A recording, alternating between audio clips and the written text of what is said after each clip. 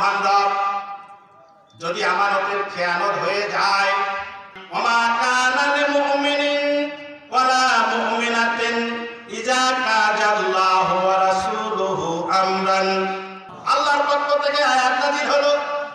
Channel ঝাড়ফুঁক চিকিৎসা, সকল রোগের শিফা, কোরআনের শিফা। সাবস্ক্রাইব করুন এবং পাশে থাকুন। ধন্যবাদ। আসসালামু আলাইকুম ওয়া রাহমাতুল্লাহি ওয়া বারাকাতুহু। আলহামদুলিল্লাহিল্লাযী লাম ইয়াত্তাখিল ওয়ালাদান ওয়া লাম ইয়াকুল লাহু শারীকুন ফিল মুলক ওয়া লাম ইয়াকুল লাহু ওয়ালিয়্যুম মিনাস যুল্লি ওয়া কাব্বিরহু তাকবীরা। ونشهد أن لا إله إلا الله وحده لا شريك له ونشهد أن محمدا عبده ورسوله أرسله بالحق بشيرا ونذيرا وداعيا إلى الله بإذنه وسراجا منيرا. فإن خير الحديث كتاب الله وخير الهدي هدي محمد صلى الله عليه وسلم وشر الأمور محدثاتها وكل محدثة بدعة وكل بدعة ضلالة وكل ضلالة في النار. أعوذ بالله من الشيطان الرجيم. بسم الله الرحمن الرحيم.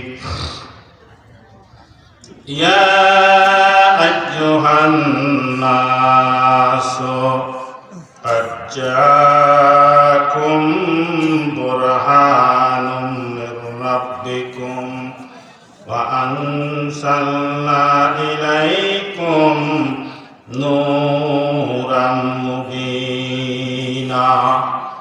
فأما الذين آمنوا بالله واعتصموا به فسيدخلهم في رحمة منه وفضل ويهديهم إليه صراطا مستقيما. মুআজ্জাজ মোহতারাম শ্রদ্ধাভাজন শ্রদ্ধাস্পদ মাননীয় সভাপতি, প্রধান অতিথি ও বিশেষ অতিথিবৃন্দ,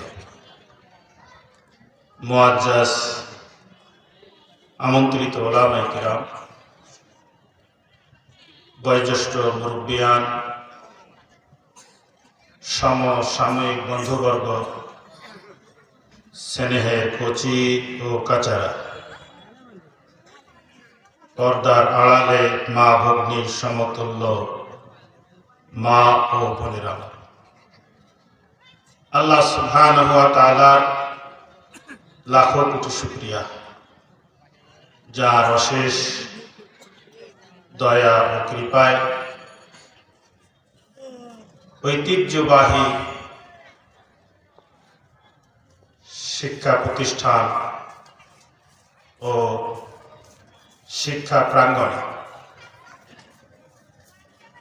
2 দিন ব্যাপী তাফসীরুল কোরআন মাহফিলে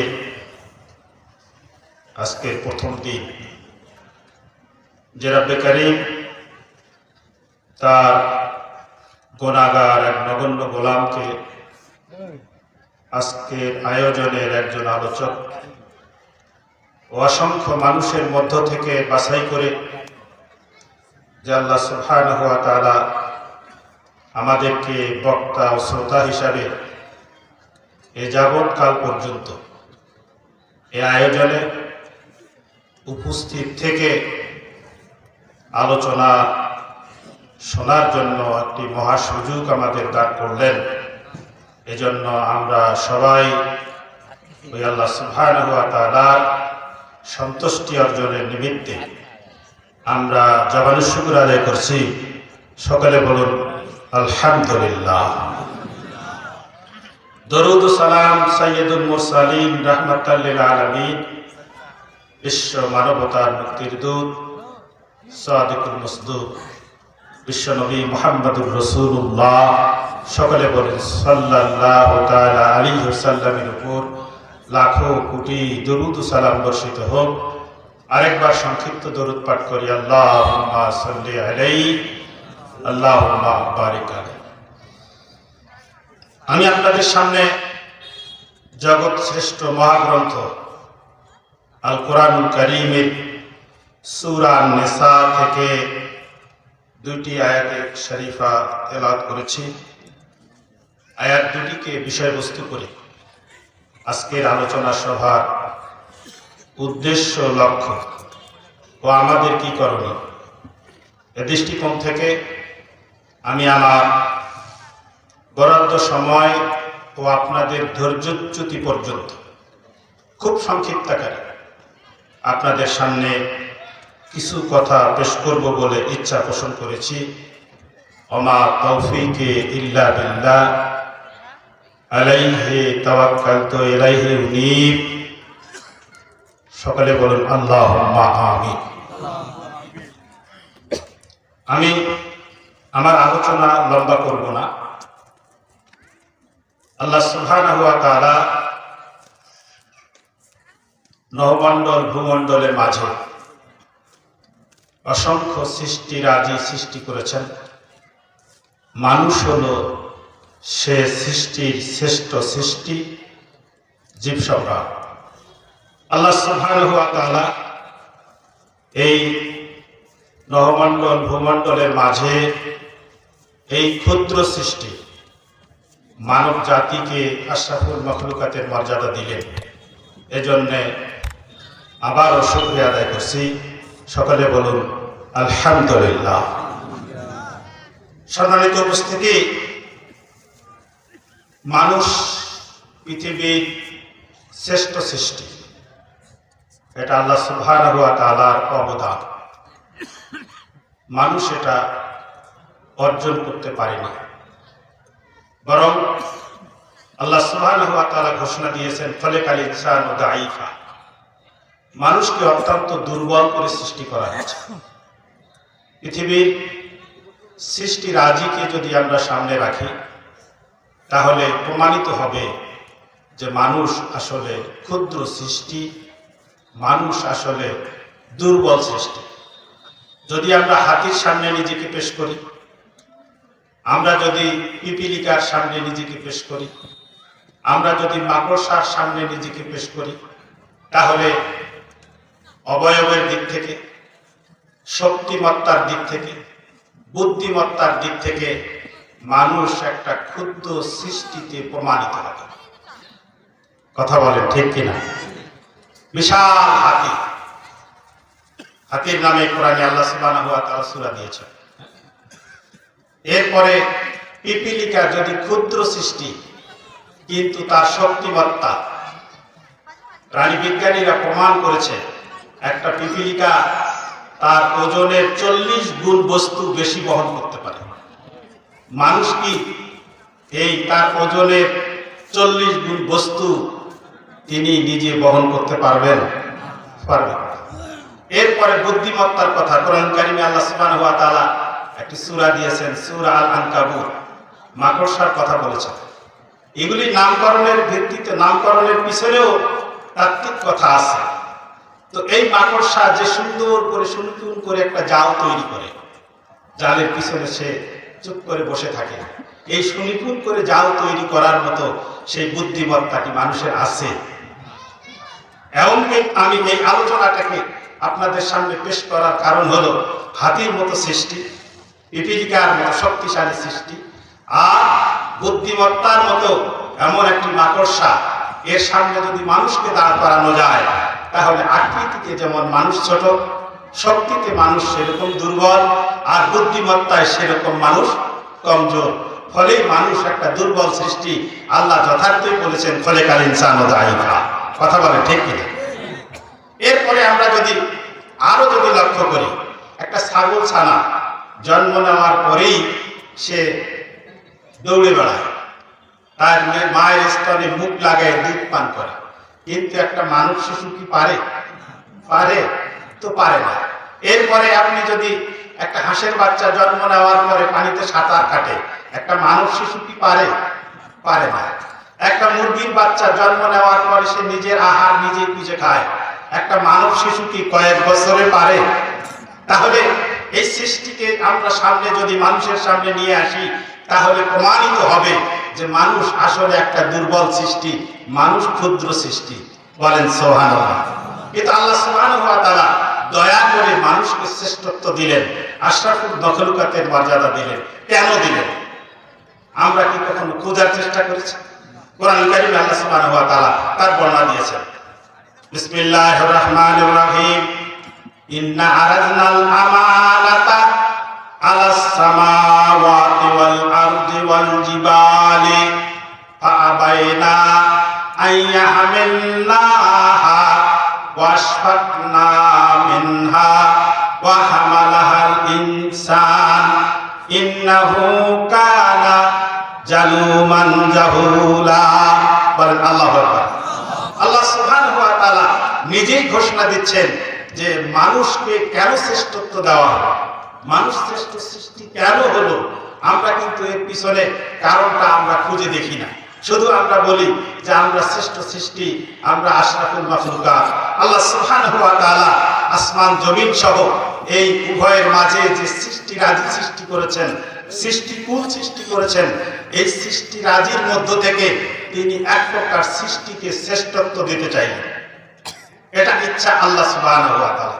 তো কাকে শ্রেষ্ঠত্ব দেবেন, কেন বা দেবেন? আল্লাহ সুবহানাহু ওয়া তাআলা এটা স্থির করে তিনি সর্বপ্রথম আসমানকে এই শ্রেষ্ঠত্ব দেওয়ার ইচ্ছা পোষণ করলেন।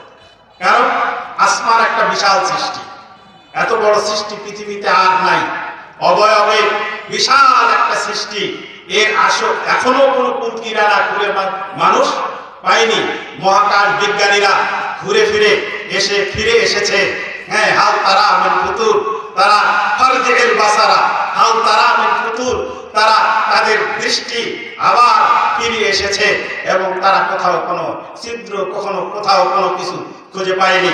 মহাকাশ সম্পর্কে গবেষণা করে তারা বলেছে মহাকাশ এটা হলো আপনার নীল আকাশ, মানে এটা মহাশূন্য বলেছে, এর উপরে কিছু নাই। আল্লাহ সুবহানাহু ওয়া তাআলা তিনি ঘোষণা দিলেন যে আমি আসমানকে ছাদ বানিয়েছি, জমিনকে বিছানা বানিয়েছি। আল্লাহ সুবহানাহু ওয়া তাআলা ঘোষণা। আর বিশ্বনবী মুহাম্মদ রাসূলুল্লাহ সাল্লাল্লাহু আলাইহি সাল্লাম মেরাজ থেকে এসে বললেন, আমি প্রথম আসমানে বাধার সম্মুখীন হয়েছি, সেখানে একটি দরওয়াজা আমি দেখেছি, সেই বাবুল হুফাজা, সেই দরওয়াজায় একজন দ্বাররক্ষী আছে। বিশ্বনবী মুহাম্মদ রাসূলুল্লাহ সাল্লাল্লাহু আলাইহি সাল্লাম অনুমতি নিয়ে সেই দরজা দিয়ে ভিতরে প্রবেশ করেছেন। বলেন সুবহানাল্লাহ।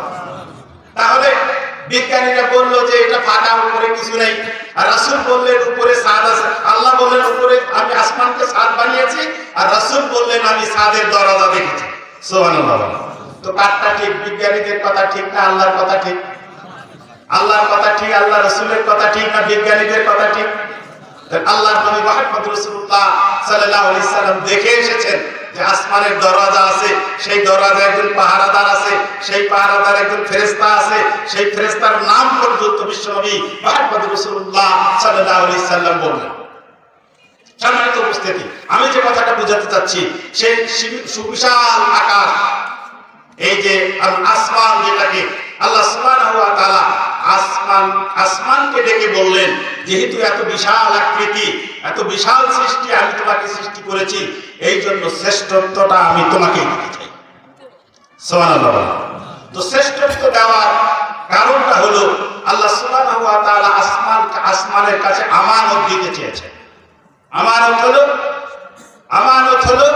আল্লাহ সুবহানাহু ওয়া তাআলার আদেশ নিষেধ, যেগুলি আল্লাহ সুবহানাহু ওয়া তাআলা কোরআন কারীমের মধ্যে দিয়েছেন। এই জন্য মূলত মুফাসসির ইকরামগণ ভিন্ন ভিন্ন মত পোষণ করে সর্বশেষে তারা একমত হয়েছেন আল্লাহ সুবহানাহু ওয়া তাআলার আদেশ নিষেধ এই কোরআন কারীমের মধ্যে রয়েছে। অতএব আল্লাহ সুবহানাহু ওয়া তাআলা আসমানের কাছে আমানত হিসেবে কোরআনকে দিতে চেয়েছেন। বলেন সুবহানাল্লাহ। কিন্তু যখন আমানতের কথা বলা হয়েছে, তখন এই আসমানের প্রশ্ন এসেছে যে আমানত যখন আসে তখন এর খেয়ানত আছে কি আছে না? আমানতের বিপরীত শব্দ কি? খেয়ানত। আসমান বললেন, মহান রব, যদি আমানতের খেয়ানত হয়ে যায়, আল্লাহ সুবহানাহু ওয়া তাআলা বললেন, যদি আমানতের খেয়ানত হয়ে যায় তাহলে অনন্তকাল ধরে জাহান্নামের আগুনে জ্বলতে হবে। আসমান ভয় পেয়ে গেল, জাহান্নামের কথা শুনে ভীত সন্ত্রস্ত হয়ে গেল। আল্লাহ সুবহানাহু ওয়া তাআলা কথা শুনে, খেয়ানতের কথা শুনে ভয় পেয়ে আসমান বললেন, মহান রব, আমি তোমার আমানত চাই না, আমি শ্রেষ্ঠত্ব চাই না, আমি যেমনিই আছি আমি তেমনিই থাকতে চাই। ওয়াশফাকনা বিহা, ভীত সন্ত্রস্ত হয়ে গেল, সংকুচিত হয়ে গেল। আসমান আল্লাহ সুবহানাহু ওয়া তাআলার কাছে করজোরে মিনতি করে বলল, মহান রব, আপনার যে উপহার আমি কেবল আমাকে দেওয়ার কথা বলা হয়েছে, আমি এটা গ্রহণ করতে পারবো না, আমি যেমনি আছি আমি তেমনি থাকতে চাই। আল্লাহ সুবহানাহু ওয়া তাআলা এবার 2 নম্বর সৃষ্টি জমিনকে ডাক দিলেন। জমিনকে ডেকে বললেন, জমিন বিশাল সৃষ্টি, তুমি যে জমিনের উপর দিয়ে আমরা বিচরণ করছি, জমিনের উপর দিয়ে কত সৃষ্টি চলাফেরা করছে, কত উদ্ভিদ, কত গাছপালা, কত কিছু জমিনের উপর জমি কর্ষণ করছি আমরা। আল্লাহ সুবহানাহু ওয়া তাআলা জমিনকে বললেন, আমি আমার আমানতটা তোমার উপর দিতে চাই, কারণ আসমানের পরেই সৃষ্টির কর্মধারায় তোমার অবস্থান। জমিন ঠিক অনুরূপ ভাবে আল্লাহ সুবহানাহু ওয়া তাআলার কাছে আসমানের মতো করে জমিন বললেন, মহান রব, আমানতের বিপরীত হলো খেয়ানত। যদি খেয়ানত হয়ে যায় তাহলে অনন্তকাল ধরে জাহান্নামের আগুনে জ্বলতে হবে। ঠিক অনুরূপ করে জমিন আল্লাহ সুবহানাহু ওয়া তাআলার কাছে অপারগতা প্রকাশ করলেন। ওয়াশফাকনা মিনহা, সে সংকুচিত হয়ে গেল। আল্লাহ সুবহানাহু ওয়া তাআলার কাছে আবেদন করলেন, আমি যেমনি আছি আমি তেমনি থাকতে চাই, এই আমানত আমি গ্রহণ করতে পারবো না, অপারগতা প্রকাশ করলেন। এরপরে আল্লাহ সুবহানাহু ওয়া তাআলা 3 নম্বর সৃষ্টি পাহাড়কে ডাক দিলেন। পাহাড়কে ডাক দিয়ে বললেন, পাহাড়, আমি আমার আমানত তোমার কাছে দিতে চাই। তুমি যদি আমার আমানত গ্রহণ করো তাহলে পৃথিবীর সমস্ত সৃষ্টির মাঝে তুমি শ্রেষ্ঠ সৃষ্টি হয়ে যাবে, পৃথিবীতে তোমার মর্যাদা বৃদ্ধি পাবে। তখন পাহাড় আল্লাহ সুবহানাহু ওয়া তাআলার কাছে ওই আসমানের মতো করে, ওই জমিনের মতো করে পাহাড় বলে দিল, মহান রব, আমি যেমনি আছি তেমনি থাকতে চাই, আমি আপনাকে আমানত আমি গ্রহণ করতে পারবো না। কোরআন কারীমে আল্লাহ সুবহানাহু ওয়া তাআলা পাহাড়ের কথা তুলে ধরেছেন, ওয়ালাউ আনজালনা হাযাল কুরআনা আলা জাবালিন লারাইতাহু খাশিয়াম মুতাসাদ্দিআন মিন খাশিয়াতিল্লাহ। আল্লাহ সুবহানাহু ওয়া তাআলা বললেন, আমি যদি এই কোরআনকে, আমানতটাকে আমি পাহাড়ের উপর নাজিল করতাম, পাহাড় ভেঙে চুরে চুরমার হয়ে যেত, ভীত সন্ত্রস্ত হয়ে যেত। পাহাড় সেভাবে আল্লাহ সুবহানাহু ওয়া তাআলার কাছে আবেদন করলো, মহান রব, আমি যেমনি আছি আমি তেমনিই থাকতে চাই, আমি তোমার আমানত গ্রহণ করে আমি আমার শ্রেষ্ঠত্ব গ্রহণ করতে চাই না। আল্লাহ সুবহানাহু ওয়া তাআলা পাহাড়ের কথা শুনলেন, আসমানের কথা শুনলেন, জমিনের কথা শুনলেন। এবার আল্লাহ সুবহানাহু ওয়া তাআলা 4 নম্বর সৃষ্টি মানুষকে ডাক দিয়ে বললেন, বলেন সুবহানাল্লাহ। খুব সংক্ষেপ আকারে আপনাদের সামনে বোঝাতে চাচ্ছি যে আল্লাহ সুবহানাহু ওয়া তাআলা আমানতটাকে, কোরআনুল কারীমটাকে, এটা আসমানকে দিতে চেয়েছেন, আসমান গ্রহণ করতে রাজি হয়নি। জমিনকে দিতে চেয়েছেন, জমিন গ্রহণ করতে রাজি হয়নি। পাহাড়কে দিতে চেয়েছেন, পাহাড় গ্রহণ করতে রাজি হয়নি। আল্লাহ সুবহানাহু ওয়া তাআলা মানুষকে বলছেন, মানুষ, আদমকে ডেকে বলছেন, আদম, এই আমানত আমি তোমার কাছে দিতে চাই। তুমি যদি আমার আমানত গ্রহণ করো, তাহলে পৃথিবীর সৃষ্টির মাঝে শ্রেষ্ঠ সৃষ্টি, সেরা সৃষ্টিতে তোমাকে সম্মানিত করা হবে। বলেন সুবহানাল্লাহ। আমি এই সংক্ষিপ্ত কথার মধ্যে আমি এতটুকু কথা বলতে চাইলাম যে আল্লাহ সুবহানাহু ওয়া তাআলা যে আমানত দিতে চেয়েছেন, এই আমানত মানুষ গ্রহণ করতে রাজি হয়েছে। এই জন্যই আল্লাহ সুবহানাহু ওয়া তাআলা মানুষকে আশরাফুল মাখলুকাতের মর্যাদা দিয়েছেন। আমরা বলি আলহামদুলিল্লাহ। কিন্তু আল্লাহ সুবহানাহু ওয়া তাআলা বলেন, ইন্নাহু কানা জালুমান জাহুলা। হে মানুষ, এই মানুষ আমানত গ্রহণ করে শ্রেষ্ঠত্বের আশা করেছে, কিন্তু মানুষ তো নিজের প্রতি জুলুম করেছে, মানুষ তো অজ্ঞ হয়ে গেছে। এই কোরআনের কথা, আমানতের কথা বেমালুম তারা ভুলে গেছে। সম্মানিত উপস্থিতি, আমি সংক্ষিপ্ত আকারে ভূমিকায় এই কথাটা বললাম যে পৃথিবীতে মানুষ শ্রেষ্ঠত্ব পেয়েছে কিসের কারণে? কথা বলেন, কথা বলতে হবে। কিসের কারণে? কোরআনুল কারীমের কারণে। আজকে বিশ্বব্যাপী অত্যন্ত দুঃখ পরিতাপের বিষয়, আপনার সেই বিভিন্ন দেশে দেশে এই কোরআনকে পুড়ে ফেলা হচ্ছে। আজকে নিন্দা জানাতে চাই এই মঞ্চ থেকে, কোরআনের ময়দান থেকে ধিক্কার জানাতে চাই তাদের কাছে। এই কোরআনুল কারীমকে তোমরা পুড়ে ফেলতে পারো, কিন্তু এই কোরআনুল কারীম আমাদের হৃদয়ে আছে, আছে না নাই? আমাদের মননে আছে, আছে না নেই? আমাদের আমলে আছে, আছে না নেই? আমরা এটাকে আমানত হিসাবে গ্রহণ করেছি। সম্মানিত উপস্থিতি, আমি যে কথা বলতে চাই, আল্লাহ সুবহানাহু ওয়া তাআলা এই কোরআনুল কারীম আমানত হিসাবে গ্রহণ করতে চেয়ে আল্লাহ আমাদেরকে সম্মানিত করেছেন। বলেন সুবহানাল্লাহ।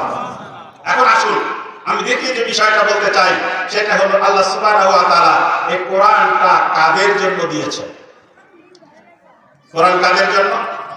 আল্লাহ সুবহানাহু ওয়া তাআলা নিজে বলছেন, ইয়া আইয়ুহান নাস কাদ জাআকুম বুরহানুম মির রাব্বিকুম ওয়া আনজালনা ইলাইকুম নূরাম মুবিনা।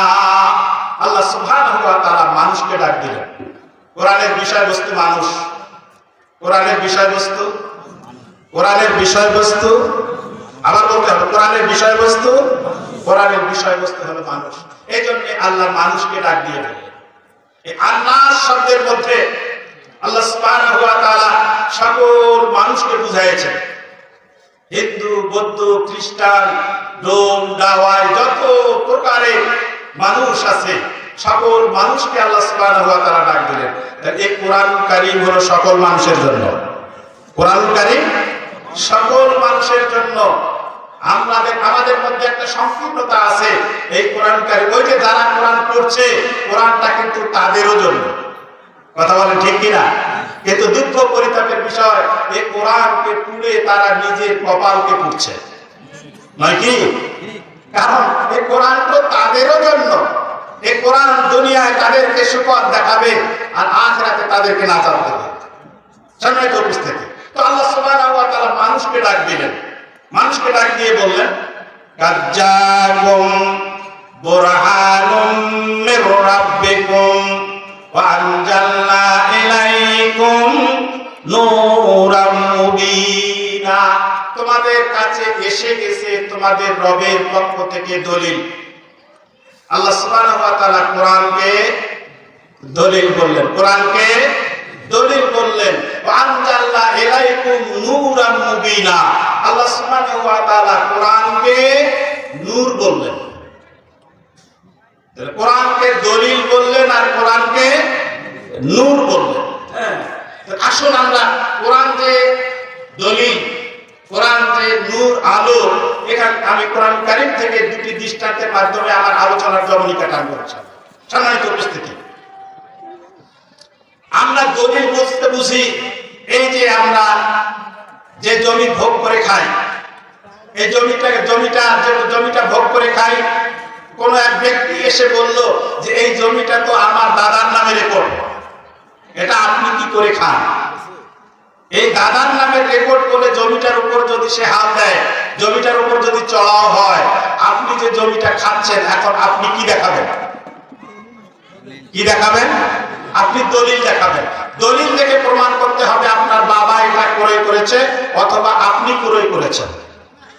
এই দলিল যখন আপনি তাকে দেখাবেন তখন সে সেখান থেকে সরে যাবে যে জমিটা আমার দাদার নামেই রেকর্ড ছিল, কিন্তু আমার দাদা অথবা বাবা এটা বিক্রি করেছে, যিনি কিনেছেন তিনি দলিল দেখায়। এখানে দুটি জিনিস, একটি জিনিস হলো আপনি যে শ্রেষ্ঠ সৃষ্টি আশরাফুল মাখলুকাত, আপনাকে প্রমাণ করতে হবে দলিল দিয়ে। কি দিয়ে? দলিল দিয়ে। আল্লাহ সুবহানাহু ওয়া তাআলা কোরআন কারীমে এই কথাও বলেছেন যে মানুষকে আল্লাহ সুবহানাহু ওয়া তাআলা বলেন যে শেষ পর্যন্ত মানুষ কি বলে আপনার হাইওয়ান বলে আল্লাহ সুবহানাহু ওয়া তাআলা উল্লেখ করেছেন। লাহুম কুলুবুন লা ইয়াফকাহুনা বিহা ওয়া লাহুম আয়ুনুন লা ইউবসিরুনা বিহা ওয়া লাহুম আযানুন লা ইয়াসমাউনা বিহা উলাইকা কাল আনআম বাল হুম আদাল। এই মানুষকে আল্লাহ সুবহানাহু ওয়া তাআলা চতুষ্পদ জন্তু বলেছেন। কোরআন হলো দলিল। কোন মানুষগুলো?